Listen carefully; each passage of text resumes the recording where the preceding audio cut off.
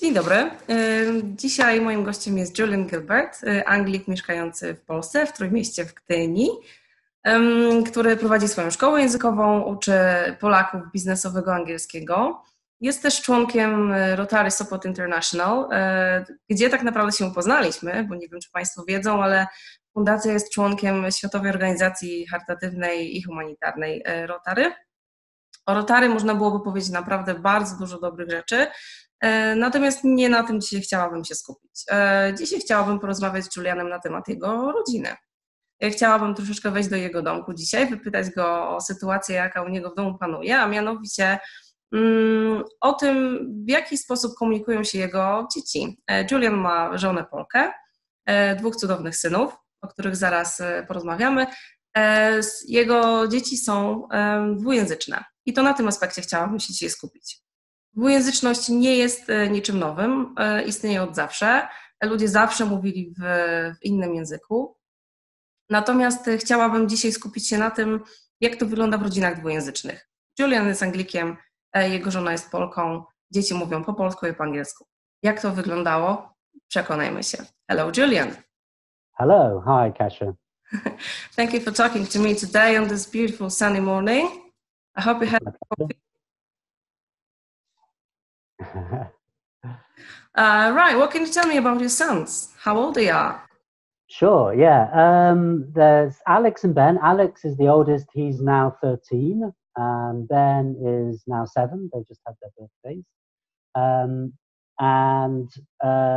They're both completely fluent in English and Polish. I think they are truly bilingual for them. Both languages feel exactly the same. I ask them sometimes, and they say, I say, which one do you prefer? And both of them. They don't know. It's a natural for them to speak Polish and English. Wow. Do they attend a regular Polish primary school? Or is it like a language school? Yeah, my youngest goes to a public kindergarten, but he's going to start school this year, first class this year. My oldest goes to also public Polish school, obviously primary school. He went to a private school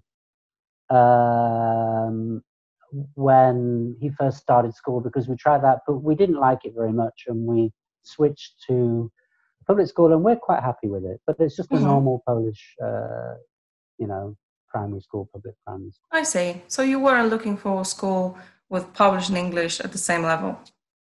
No, I mean, we considered it at the beginning, but then we thought, well, I was a little bit worried at the beginning with my first son, about his English. I thought maybe he would forget it or something if he started going to school. But by the time he got to 7 years old, we realized his English was so good anyway, there wasn't any danger of him kind of losing it. So then we kind of relaxed a bit, and we just decided to find the most convenient and best school, which is what we did finally. As I say, we tried a private school at first. We didn't like it very much. We went to a public school, and we're quite happy with it, actually. Yeah.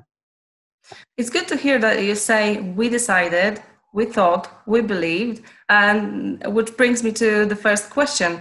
Was raising your kids in a bilingual way, let's say, your decision of you and your wife, or was it just like a natural phenomenon?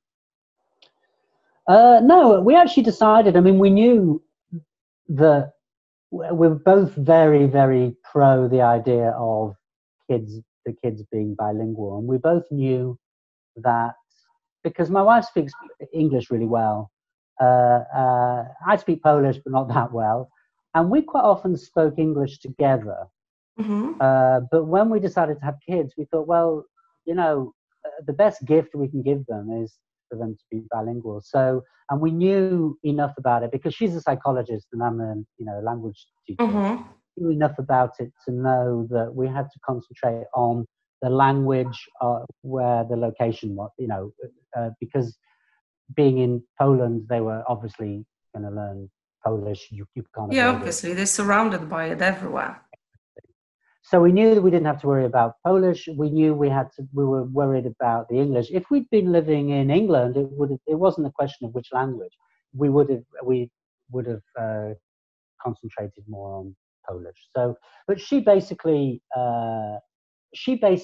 spoke Polish to the kids anyway. It just kind of worked out like that. At the beginning, we decided that we would speak English at home because we had to push the English. But the way it worked out was that with our first son, particularly, when we thought much more about it, we were much more relaxed with the second son. We initially decided that we would speak English at home with him. All the time? All the time. And then it did very quickly change to she spoke Polish to him, and I spoke English to him. It's just the way it turned out. You know how it is. It just becomes, you fall into a routine. Did it feel more natural for her to speak? I think so, yeah.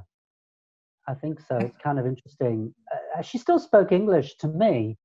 So he still got a lot of English because he heard us speaking English together. Until they left home, and then there was more Polish coming on. Yeah.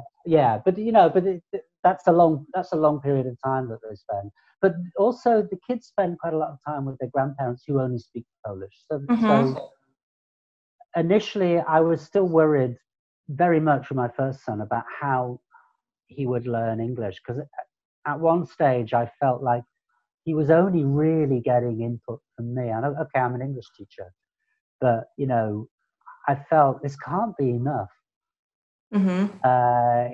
Very quickly, I realized that in fact it was more than enough. It's more than enough, exactly. Yeah. There is still something. I know that you're a bit of an expert on this, more than I am, definitely. But there is something a little bit magic, even as a language teacher. There is something a little bit magical about how, at such a young age, a child learns a language. Well, this is all connected with your brain development, isn't it? Yeah. It all happens until you're 3 years old, actually. Exactly, at such a young age, and I could see that. Yeah. So then he would, even at 3, he started coming out with constructions and things that I was like, where did he learn that? Did I? I didn't teach it to him, but obviously he'd heard it at some stage on that first. Well, you also didn't teach him to walk, did you? No, exactly. So you said when he turned 3, he started saying something. What language did he choose? Was it Polish? Was it English? Was it like a mixture? No, it's very clear. He would speak English to me only, and he would speak Polish to his mum only. He was quite strict about that. And this is amazing, isn't it? Yeah. And even, I suspect, for the first few years, it was the same with my second son. It was slightly different. We can talk about that in a bit. It was slightly different with my second son. But the thing that was the same was they both went through this period where I think that they thought men spoke English and women spoke Polish. It was like, they didn't know any females speaking English, did they? Yeah, right. I mean, they heard their mum, but for them it was like she was speaking a language that wasn't hers, which is of course true. But she speaks English really well. But they just thought that, they would strictly. And if I ever said anything in Polish, they didn't like it. Actually. When they were very young, no, don't say that, because obviously it sounds strange to them or something.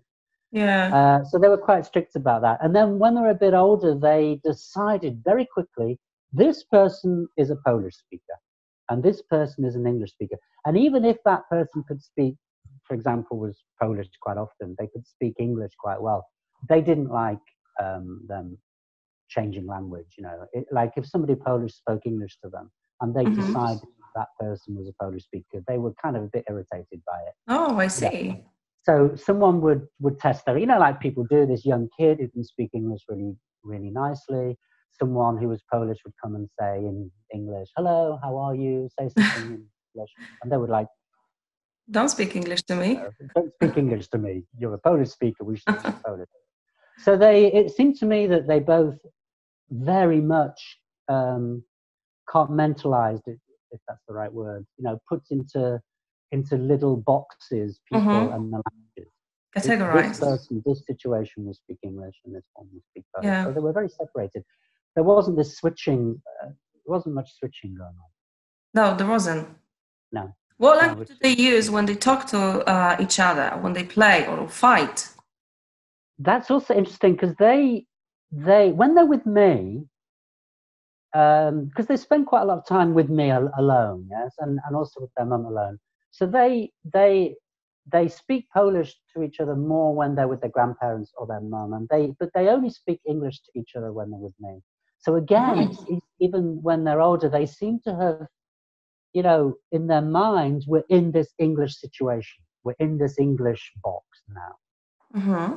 And I've heard them speak Polish a little bit to each other when they're with me, but really not very much. And their mum says when they are with her only, they pretty much speak Polish. So it seems to be the same phenomenon going on, that they've kind of boxed these situations as being, this is the English, when we're with dad, this is the English situation. So there does seem to be quite a strong divide between the two. This is so interesting how the brain works. Amazing. It all happened naturally. You didn't do anything intentionally, and they just use Polish in this situation and English in this situation. This is just unbelievable. Amazing. Yeah. What about some situations when they are really stressed and they need to express something really, really quickly? Does it also happen, like you just explained, that in the Polish background they would use Polish, and with you they would use English? Yeah. I mean, I remember a couple of situations when both of them had been stressed with me, and they just use English. They would never. I can't imagine them. You know, I mean, even if I ask them to say something in Polish, they're not that happy. Even now, even my oldest son, even though he's much older, they kind of do it reluctantly, you know. Mm-hmm. For them, it's kind of unnatural situation. It is purely natural, and when they've been stressed, they speak English to me. Yeah. Oh, I see. What about foreign languages? Because I bet they learn some foreign language at school. Is it German, French? In my oldest son's school, they learn a bit of French. Yes, it's a kind of school that specializes in French. It's good. They specialize in French. But this is interesting because both of them are completely different. Both my sons completely different. They were brought up the same way when it comes to language. There was no difference in how we brought them up. We did the same thing. I spoke I spoke English to my youngest son and oldest son, and my wife spoke Polish from the beginning, pretty much. But my oldest son doesn't like learning the languages. Doesn't like it. My youngest son loves it. Absolutely adores it. He learns himself. He's a bit of a polyglot, even at 7. He can count to 10 in about 10 different languages. He watches YouTube stuff. Completely different. I mean, I suppose it shows that bilingualism is obviously not the only factor here. Obviously, other things are. So definitely personality has its voice in here. Yeah, and we're a bit disappointed initially with our oldest son because we thought, he's going to be, he's going to be learning other languages. He just doesn't basically like it because obviously for him, English is not a foreign language. It's just so. It's just like the first and the second language. Is a little bit alien. Mm-hmm. And he doesn't like it. He doesn't particularly like it. But you said he is 13, isn't he? Yeah. 13. Maybe this is the age when they become some kind of rebels, and he knows anyway that he, when speaking English, he would actually communicate anywhere in the world. Maybe he doesn't have the motivation to learn the third language. I don't think it's that. I mean, because he was always like this. I mean, we tried when he was younger.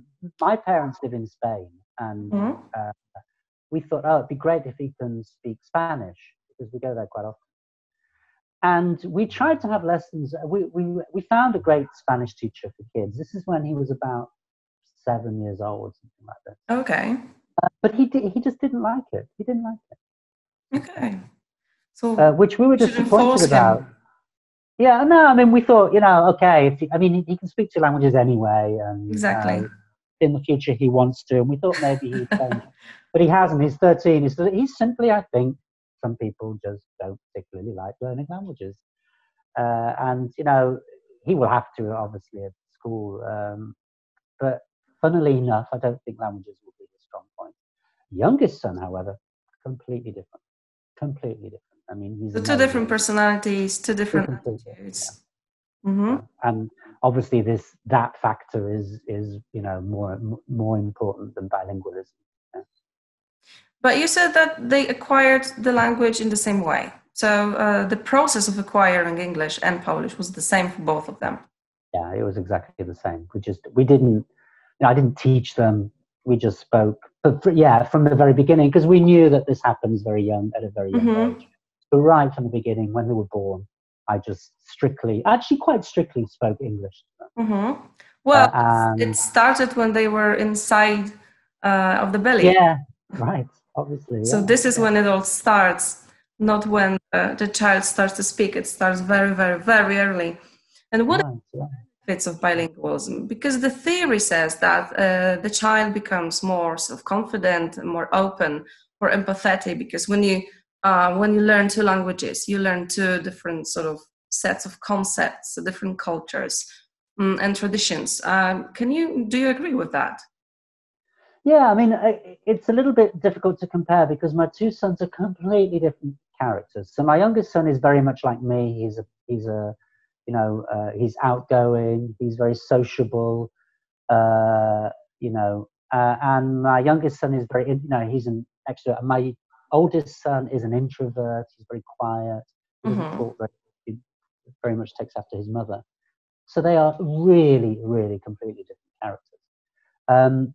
So I think this is difficult to compare, really, because if we'd only had our first son, my answer to you would have been, oh well, you know, bilingualism seems to have had this result.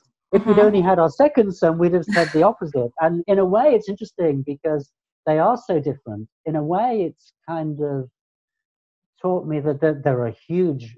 I mean, I'm extremely positive about the kids being bilingual, but I think a lot of things also do depend on the personality. Maybe it's too early to tell. Yeah, that's also possible. Should wait like 10 years. Yeah, that's also possible. But yes, I mean, they are. I mean, I think it does give them confidence insofar as my oldest son has a few difficulties at school. He has a few learning difficulties, but obviously with English he doesn't. So automatically, you know, that's one big thing less to worry about for him in a way. But what about learning grammar? Was it natural for him? Was it easy for him to learn about present perfect and present continuous and conditionals? Well, that's also interesting because the one difference between my two sons is that my oldest son, although he doesn't like learning languages, he's got quite strong dyslexia, so he might be put off by this too. I mean, really, I know some people say my child has dyslexia, but he really does. He has the classical mixing up left and right and up and down and all of that kind of thing. I see. So writing for him is hard. That may put him off learning things, but the difference between, and my youngest son doesn't have that clearly, but my oldest son's English grammar is better than my youngest son. Is it? So, and I'm not really quite sure why this is. You might be able to enlighten me a bit. So my oldest son never made and never makes any of those typical Polish first language mistakes at all. He never has. He's just always spoken English like a native English speaker. I've noticed, although my youngest son also speaks English like a native English speaker, he does sometimes make some of those typical mistakes. I'll give you an example. He'll say how sometimes instead of what. How is it called instead of what is it called? Oh, I see. So there must be, I guess, some kind of translation a little bit going on in his head. He does spend, because of circumstances, he spends a lot of time with his grandmother, our youngest son, much more than our oldest son. And he spends much more time with his mother and less time with me. So he's getting much more Polish. But he does make those mistakes, which surprises me. because my first son, Alex, never, ever made those mistakes. He never made those mistakes at all. So in a way, his grammar is better than my youngest son's, although I am being picky because I'm an English teacher.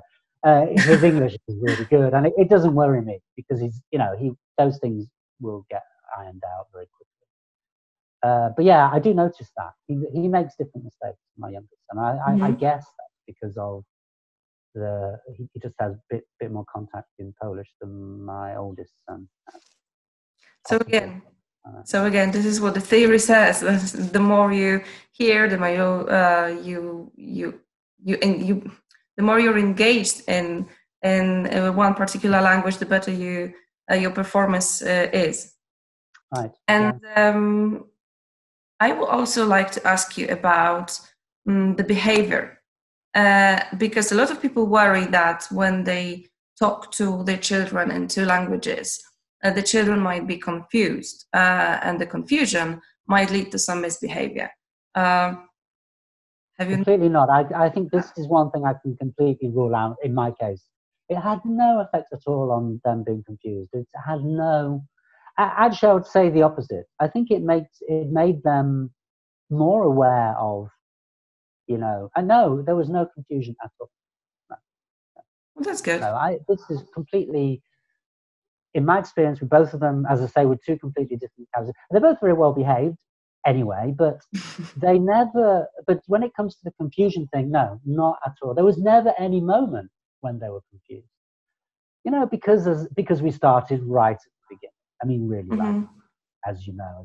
So you didn't wait till they turned 3 and then started? No, I think that would be a bit of a mistake. I think if people are thinking of, doing it, you really do have to do it from the beginning.